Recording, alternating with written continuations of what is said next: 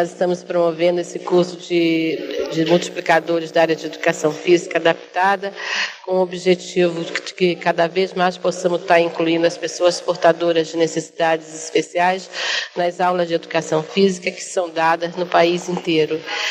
O Ministério de Educação tem uma política de inclusão escolar e a gente precisa o Ministério está dando competência técnica para o sistema de ensino para receber esse aluno, atender esse aluno de forma mais adequada.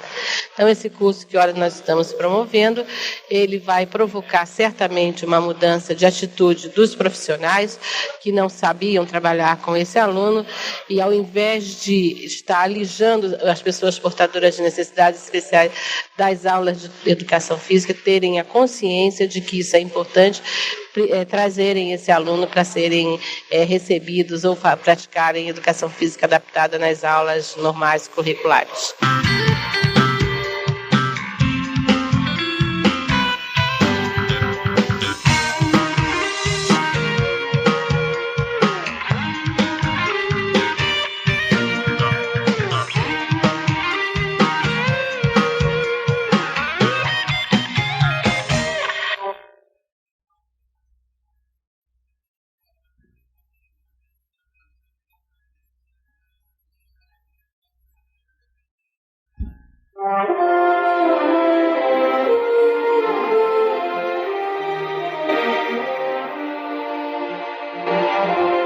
O choro é o primeiro momento, mas logo depois do choro, através dos gestos. Eu não estou dizendo o gesto elaborado. O gesto, o movimento, independe de como é que seja esse movimento. Até o surgimento da linguagem é através do corpo que essa criança vai se fazer entender. Seja apontando o vidro de água, mesmo não sendo intencional esse movimento. E aí vem a questão da imitação. Apontei, num outro momento apontei de novo a leitura de quem está mais próximo dela. No caso, a mãe, a família, né? A gente fala mãe porque em geral é quem está mais próximo. Aí a mãe, está querendo vamos supor que isso aqui fosse uma mamadeira. Está querendo mamar. Apontou a mamadeira. Pode ser que aquele primeiro gesto não tenha sido porque ela estivesse com fome e quisesse mamar. Mas a partir dessa interpretação, dessa comunicação que ela fez com a mãe, em outros momentos, posteriores, ela vai apontar, agora sim, eu quero mamar, então eu sei que se eu apontar, eu vou ter esse alimento. Então é basicamente através do gesto. Então os gestos são as primeiras formas de comunicação dessa criança com o mundo. Então o movimento ele é extremamente importante para a estruturação da inteligência dessa criança. Então eu não posso prescindir essa criança, tirar dessa criança essa capacidade de comunicação. Até porque isso eu nem consigo tirar, isso é dela mesmo e ela vai se comunicando.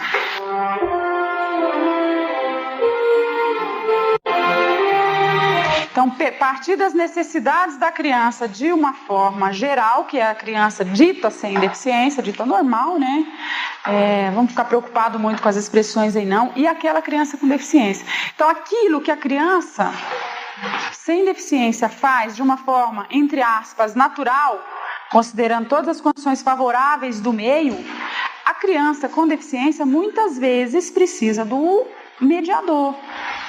Um irmãozinho maior, uma babá, alguém que consiga fazer a ponte. Tá ela aqui, vou aproveitar o desenho do grupo aí. Ela tá aqui, o brinquedo tá aqui. Eu quero ir, mas eu não consigo. E aí? Então eu tenho que dar um jeito de chegar, fazer com que esse brinquedo chegue até ela. Então a minha atuação não é no sentido de o tempo todo estar protegendo essa criança. Não é mais facilitar. Será que é isso mesmo que ela quer? Porque senão eu vou incorrer no erro de estar trabalhando na perspectiva da superproteção. Alguns que já lidam aí com a criança deficiente, às vezes a mãe não deixa o menino ir para o chão. Por quê? Senão ele vai cair, ele vai se machucar. Gente, criança pode se machucar. É claro que não por negligência, mas é passível. Eu, inclusive, não só a criança, eu posso estar andando aqui, de repente tem um acidente, eu cair aqui e não tem, faz parte. Porque são experiências, são explorações do meio. O que eu não posso é cercear, é limitar essa exploração do meio. Então, não posso agir de forma super protetora.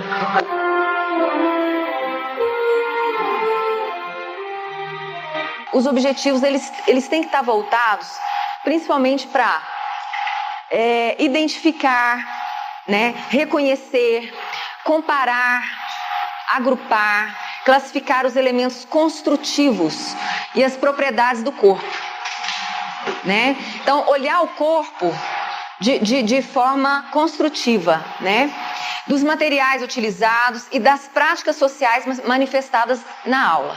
Quando você vai trabalhar em grupo, primeira coisa, o olhar de que aquele que tem limitação, você tem que ter uma estratégia diferente para estar lidando com ele, tá? Trabalhar essas crianças que não têm deficiência em questão de quê? De aceitação pelo outro. O que tem deficiência, aprender com o que não tem deficiência, isso precisa ser conversado, precisa ser passado bastante para eles, né? E na educação infantil, principalmente, se você planeja um conteúdo X, chega lá, não dá certo, você vai permanecer nesse conteúdo, nesse objetivo? O que você tem que fazer?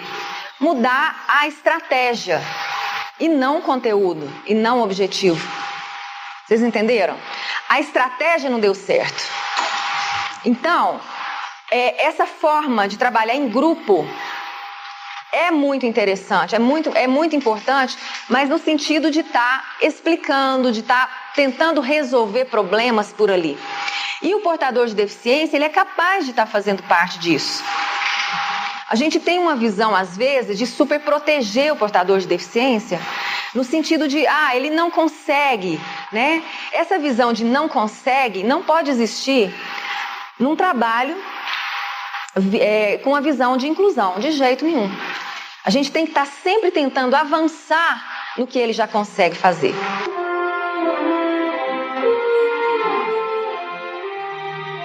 Os conteúdos, eles podem estar sendo trabalhados segundo o coletivo de autores, porque vocês devem conhecer o coletivo de autores, né? Ele trabalha muito com os jogos que possibilitam o reconhecimento de si mesmo, né? De suas próprias possibilidades de movimento. Jogos que explorem a motricidade fina e grossa por meio de expressão de desenho, mímica ou pintura, tá? Também, a mesma coisa. Essas experiências com música, com mímica, jogos que tratam da questão da imaginação, por exemplo, são muito ricos, né? Esses jogos são muito ricos. Mais conteúdos, olha lá, jogos que promovam a reflexão das relações sociais, criança-família, criança-escola, criança-sociedade, criança-criança. Então isso aqui, por exemplo, hoje nós vamos construir um jogo. Tá? Você pode passar isso para suas crianças, né? Essa construção do jogo, ela pode estar promovendo uma reflexão dessas crianças em relação às suas relações, tá? Com a sua família, com a sociedade, com a escola, né? De um modo geral. Então, as regras, eles podem criar ou não, né? Eles podem estar desenvolvendo objetivos diferentes do que você traçou, por exemplo. E isso é possível, tá? Trabalhando com um deficiente visual, por exemplo, ou um deficiente físico, um cadeirante, né? Ele pode muito bem estar propondo alguma atividade em conjunto, né, coletivamente, para que possa ser feito. Respeitar a organização das crianças em situação de jogo. Então, de repente, você propõe uma atividade e aí as crianças fazem uma contraproposta. Olha, a gente não quer fazer isso, a gente quer desenvolver outro tipo de atividade. né? Então, respeitar essa organização do grupo. Utilizar a imaginação e a criatividade na formação de grupos, explorando o ambiente trabalhado. Então, de repente, você tem um ginásio ou um espaço livre para estar trabalhando, explorar o máximo desse espaço e desse ambiente. Isso é uma coisa super importante. Promover modalidades de interação que podem ser promotoras de desenvolvimento. Então, esse desenvolvimento é o quê?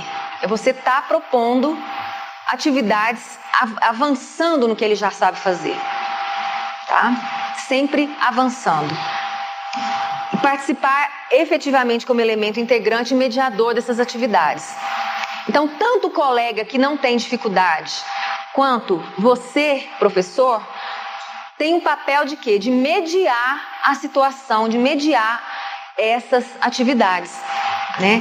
A proposta da inclusão, ela tem uma proposta muito interessante da gente estar envolvendo essas crianças com habilidades maiores, com as crianças que não têm têm habilidade menor, por exemplo, né? Aquele que tem uma dificuldade, você propõe para trabalhar com aquele que não tem, né? Trabalhar em pares, trabalhar em grupos heterogêneos e não homogêneos. Você não vai colocar os bons de um lado e os ruins do outro lado.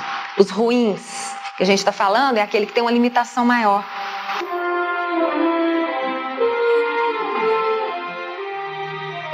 Essa adaptabilidade, ela envolve o quê? A adaptação tanto do material quanto da organização da estratégia, certo? Então, o material, vamos supor, uma criança, vou colocar um deficiente mais grave, porque aí facilita, o PC, tá? O paralisado cerebral, de novo. Ele tem dificuldade para estar fazendo esse movimento de pinça, por exemplo, tá? Que ele tem a espasticidade. Então, você propõe uma atividade simples que, vamos supor, abrir um zíper e fechar. Vamos dar um exemplo assim, abrir alguma coisa e fechar. Que ele tem que pegar e fazer esse movimento, certo? Ele não consegue fazer isso. Você propõe algum material, você adapta algum material ali para ele estar fazendo, né, a atividade, tá? Tô partindo de uma coisa bem simples. Você pode fazer uma coisa mais complexa. Oi? Você pode pegar, por exemplo, um pedaço de pano ou uma borrachinha ou um arame, colocar para ele poder fazer o movimento, para facilitar o desenvolvimento da atividade. Por quê? Quando você propõe a atividade para um grupo heterogêneo, não deficiente com deficiente, você não proporciona oportunidades para que ele possa desenvolver, o que vai acontecer? Ele vai se isolar, ele não vai tentar fazer, porque ele sabe que ele já tem limite. Você vai falar, não, tenta, mas você não dá oportunidade para que ele possa estar fazendo, né? Então, dificulta a questão do desenvolvimento e aprendizagem dessa criança, né? Outra coisa, em formas de grupo, o próprio colega que tem uma facilidade maior pode estar ajudando essa criança também, não só você, né? Então é uma estratégia que dá essa adaptação do material, é nesse sentido, tá? Porque a autoestima das crianças deficientes, ela já é baixa, pela falta de oportunidade, pela carência de estímulos que ela já teve, às vezes. Então essa oportunidade ela tem que ser dada, certo? Bom, adaptação de planejamentos e atividades é uma coisa também que você pode estar fazendo, né? O uso de recursos que despertam interesse, a motivação, incentivando a criatividade dessas crianças, né? E a metodologia adequada à compreensão também das crianças. Então, de repente, você propõe uma atividade muito complicada que nunca passou por ali, é claro que eles vão ter uma dificuldade grande. A compreensão dessas crianças vai ser bem mais difícil. Essa mudança de estratégia, essa adaptação, ela realmente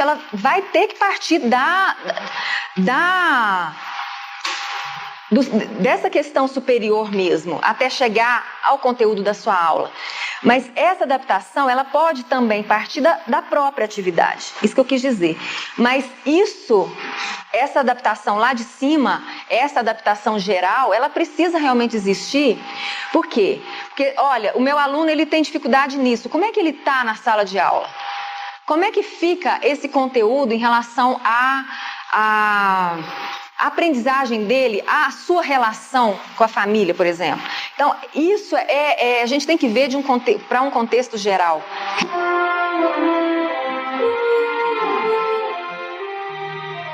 Quando a gente fala de experiência corporal, a gente fala do quê? Né? A gente fala da descoberta do corpo, né? Como eu já passei para vocês. A descoberta do corpo, o reconhecimento das diferentes possibilidades de movimento, como eu já passei. O reconhecer o seu corpo, toda essa parte corporal de um modo geral. Tá? A identificação de partes do corpo, seu esquema, imagem, tudo isso. Tá? Essa seria a experiência corporal, que você trabalha de um modo geral. A experiência material entraria o quê?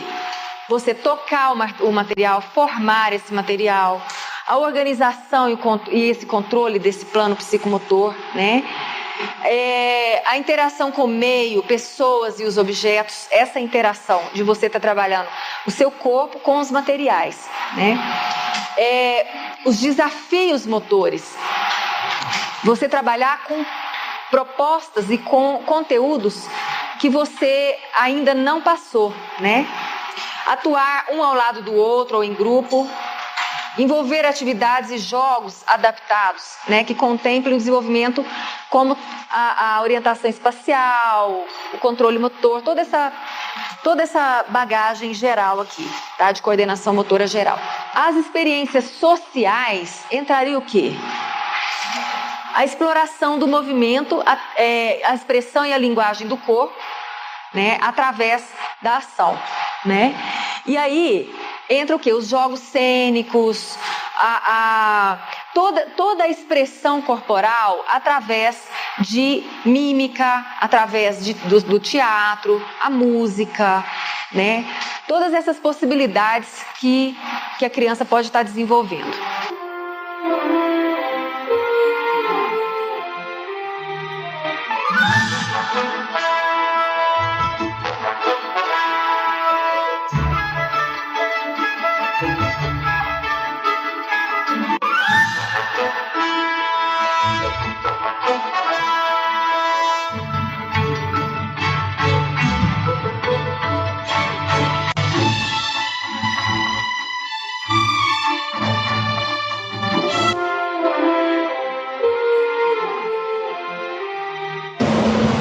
Material, ela vai, além de montar, vai estar trabalhando esquema corporal e ela vai estar trabalhando também a questão cognitiva. Que peça é essa? Fazer associação, tá? E a questão de manipulação, de percepção motor. Aqui a composição do corpo, tá? Então a criança vai estar montando, isso aqui é um quebra-cabeça simplesinho que ela consegue estar montando. Então, olha, o corpo da gente, ó, esse aqui é o bracinho da bonequinha. Cadê seu braço? Ah, olha, o seu braço está aqui. E o seu bracinho direito?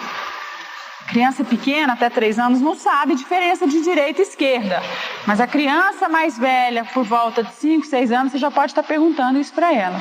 E tem os de dedo que você pode estar trabalhando. A musiquinha, olá, polegares, como vai a família, tudo bem? Então você está trabalhando consciência corporal, trabalhando o ritmo e usando algumas coisas que são mais atrativas. Montar pequenas historinhas com as crianças.